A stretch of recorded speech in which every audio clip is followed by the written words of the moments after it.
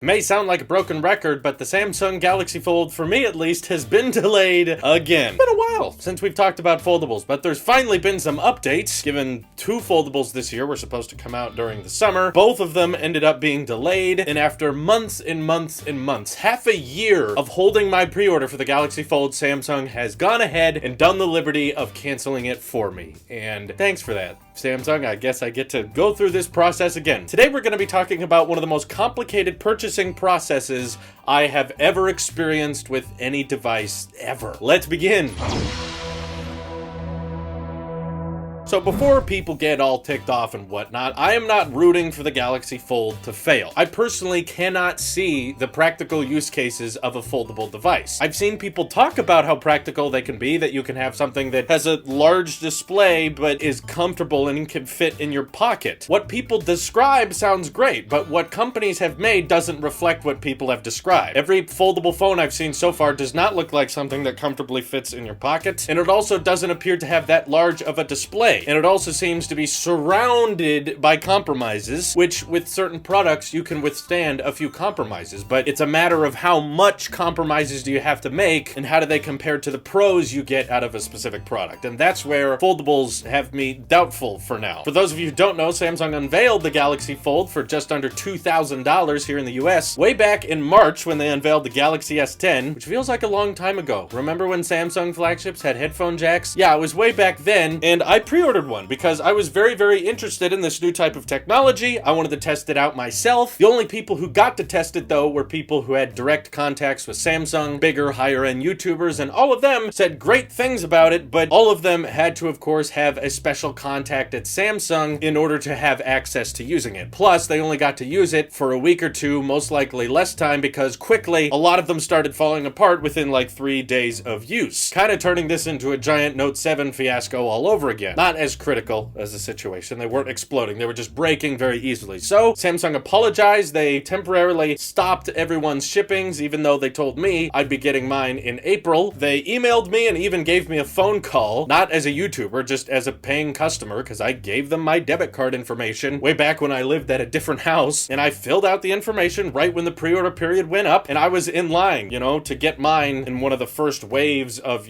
Galaxy Fold shipments. They even charged my account and all that, but once they decided they wanted to delay the Galaxy Fold, they refunded me the money, so luckily they weren't just holding on to $2,000 for 6 months. That would have been real stupid. But they basically told me that they would take the Galaxy Folds back to the drawing board and be working on them and make sure that they're in good shape before they actually start shipping them. And that was really all they told us. Months and months and months went by, even the Galaxy Note 10 unveiling went by, before Samsung actually finally followed up with another email saying, alright, so we tried to make it better, we've made some improvements, and we think the Galaxy Fold is all fixed up and now it's ready to go, but in the process of making it ready to go, we had to rethink the pre-order process, so we actually canceled your pre-order. But in the US at least, the Galaxy Fold will be available for pre-order again on September 27th. So I got another chance at the end of September to get the Galaxy Fold again, even though I already went through this whole process. But credit where credit is due, Samsung was very apologetic in the email, and as a sign of their forgiveness, they gave me a $250 gift card, which I thought was very generous of them. Didn't have to do that, but also, if you didn't do that, I probably would have been way more ticked off. But this helps. This makes me feel a lot better about it. Like, hey, Samsung cares about their customers. They want to make sure people feel paid attention to and that their customers are heard and they care about their feedback. So giving everybody who pre-ordered a Galaxy Fold $250 of in-store credit, that's a good way to kind of ease people into it. They can use that towards another phone or towards other Galaxy accessories without even having to make a purchase. Like, they canceled my order. I didn't pay anything for the Fold, and I got $250 to use towards their store. Now, I don't care about the Galaxy Watch or Galaxy Buds or buying the new Note 10, but I needed a new SSD, so I bought a 2 terabyte external SSD drive by Samsung, which I've seen really, really good reviews for, and I needed it. So I was like, hey, perfect, I'll get one of those for cheap, and then on the 27th, I guess I can try to order this Fold again. But may I remind you, while there were still a lot of major cataclysmic failures with the Galaxy Fold way back when reviewers start testing it, the redesign I don't expect to to fix all of the fundamental flaws of the Galaxy Fold. There were still many issues I recall people complaining about with just a few days of use that I think are going to compoundedly get worse over time. Like in the Verge's review, they had their Galaxy Fold for just a couple of days, and they said they were already noticing scratches on the interior display because, of course, it's made of plastic. It's not that durable, and from what I'm hearing about the Galaxy Fold, they're not changing the fact that the interior display is not screen protector friendly. So many people thought there was a screen protector pre-applied to the Galaxy Fold that they started trying to peel it off, but in that process of just tugging on the display a little bit, it would break it permanently, and then the screen wouldn't turn back on again. I know they've redesigned it so that that protective film goes underneath the bezel so the user can't peel it off anymore, but I assume that still means you can't really use screen protectors on this thing. And for a $2,000 device, having it collect scratches in just a couple of days because there's that giant air gap when you stuff it in your pocket, they didn't fix that issue. And I hate to be the guy who kind of brings this sort of stuff up, but I think you have to be critical when it's a $2,000 product. It's competing with lots of different phones that are half the price and very, very good, but it's shipping with the Snapdragon 855, which at the end of September is going to feel pretty dated because by the end of September, we're all going to have the next generation iPhones with their A13 chips, and phones like the Asus ROG Phone 2 already have the Snapdragon 855 Plus, a slightly faster version of the Snapdragon chip. And you know, when the Galaxy S10 came out, it was the first Android phone with the latest Snapdragon chip. That was the fastest at its time, but now there's so many other phones with that same exact CPU that performance-wise, I'm a little bit concerned on how this Galaxy Fold is going to age, given it's shipping with hardware that at the beginning of the year would have been pretty current and pretty up-to-date, but now at the end of the year, I'm not so sure. Plus, there's so many other phones that are much, much cheaper that already are getting faster CPUs, and that's not even to mention the iPhone's performance. Now, I'm sure the counter-argument to all this is, but Drew, it folds, it's a foldable device, you have to treat it differently because it folds, but I'm just saying, if the point of the Fold is to be combining two products that normally we have to take around with us, which is our phone and our tablet, and you're trying to say that you don't have to take both of those with you, you can have the benefits of both in one simple product, but that product costs more than what a phone and tablet would cost on its own, and it's making all of these compromises in regards to durability, in regards to performance, in regards to the fact that while people call the Galaxy Fold like, you know, it's a phone and tablet in one, there are very few tablets that are that incredibly small and have that giant of a notch on the inside, and also very few phones that are that tall and that long with bezels that enormously chunky that's probably gonna feel like putting a TV remote in your pocket, okay? I'm totally open to testing this phone out myself and giving you my honest feedback on it, and I know there's plenty of YouTubers out there that say like, hey, everyone who tried the Galaxy Fold really, really likes it. And it's like, yeah, because everyone who tried the Galaxy Fold has to maintain a good relationship with Samsung, and I don't think they would get future Samsung products early if they went ahead and bashed the product because they didn't like it. You know, they're trying to keep that door of business to reviewer relationship open. Whereas here, you know, I don't care about that kind of thing. I'll demolish a product if I think it deserves it, with words, obviously. I'm not Tech Racks. But if I can finally get the Galaxy Fold, probably in October, which is a grand total of 7 months from unveiling to actual ship date, then I will do my best to swap my SIM in there and try to see what the potential is with foldable technology. But from what I'm seeing right now, it feels like too expensive for people to justify it, given the slowdown in smartphone sales. People don't want to spend $1,000 on phones very often. Now you're entering the market with innovative features, which is really cool because we haven't seen them before, but at the same time, they're twice the price of phones that already aren't selling well, and they have significant downsides to phones that are half the price. Then no, I don't think it's naturally going to get cheaper and better. A lot of people always have that reaction to new technology. Well, it'll get cheaper and it'll get better over time. No, that only happens when there's a ton of people buying into something. If a ton of people are buying into a new smartphone, then that company can use that money to make it cheaper and better for new generations. But if not that many people are buying into it, then no, it won't naturally just get cheaper and better with time because there's no profit to be made here. And I guarantee you, the Galaxy Fold has not turned a profit from Samsung. It is a huge, enormous money pit for them, given everyone who pre-ordered one, they had to give them $250 of in-store credit, which I'm grateful for. That's very pro-consumer. I'm happy about that. But I'm just saying the fact that they had to mass produce these things, get them ready all to ship, but then reviewers started breaking them in just a couple days, so they had to cancel the release, take them back to the drawing board, redesign them again, make them slightly more durable, and then now getting ready for another mass release and automatically canceling our pre-orders. Like, I don't get that. If you're sorry that this pre-order is taking so long, just offer me the in-store credit. Why did you have to go ahead and cancel my order if you're going to start up pre-orders again at the end of the month? Just keep my order. Why is this so complicated, Samsung? So after 7 months of talking about the Galaxy Fold, my pre-order is still lost and I have to begin this process all over again. And if you ask me, knowing how Samsung has handled phone releases in the past that weren't going so well, you can't exactly say that they get it right the second time. For those of you who don't remember, when the Note 7 started blowing up, they claimed they had fixed the problem in manufacturing and said that a green battery icon meant your Note 7 was safe. They started shipping those out and then those started blowing up too. So Samsung is known for trying to get products out quickly because, I don't know, they want bragging rights for being the first foldable phone out on the market, but they already lost to FlexPi, so good on you, Samsung. But now they want to beat Huawei, which I think the Mate X is going to have even more durability issues because it's a $2,800 phone just completely wrapped in plastic. So if you want to know what I think's going to happen, my prediction, the Galaxy Fold's going to ship, they're going to start sending it out to their customers, and more durability issues are going to arise on the coming weeks. I don't want that to happen. I want the Galaxy Fold to work fine and be reliable and for people to enjoy it because they're spending $2,000 on this thing. I hope they like it, but I'm just trying to be realistic here, and that's personally what I think is going to happen. Let me know what you think is going to happen with the launch of the Galaxy Fold by hitting me up over on Twitter or joining our Discord. This is your Apple Shape here. I'll see you guys in the next one.